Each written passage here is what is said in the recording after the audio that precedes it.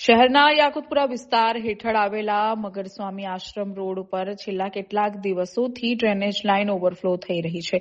પરિણામે સમગ્ર રસ્તા પર ગંદુ પાણી ભરાઈ ગયું છે અને આસપાસ દુર્ગંધ તથા અસ્વચ્છ પરિસ્થિતિ સર્જાઈ છે.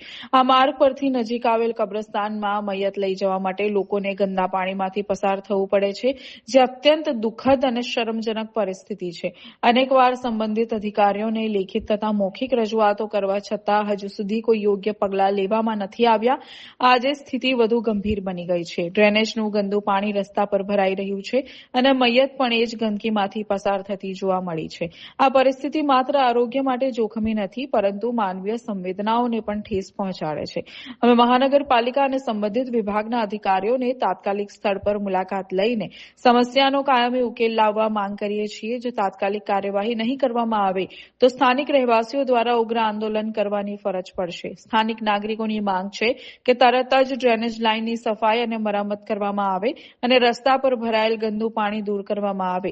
ભવિષ્યમાં આવી પરિસ્થિતિ ન સર્જાય તે માટે કાયમી વ્યવસ્થા કરવામાં આવે. અંતમાં સંબંધિત અધિકારીઓને વિનંતી છે કે તેઓ પોતાની જવાબદારી નિભાવી તાત્કાલિક કાર્યવાહી કરે અને વિસ્તારના નાગરિકોને રાહત આપે.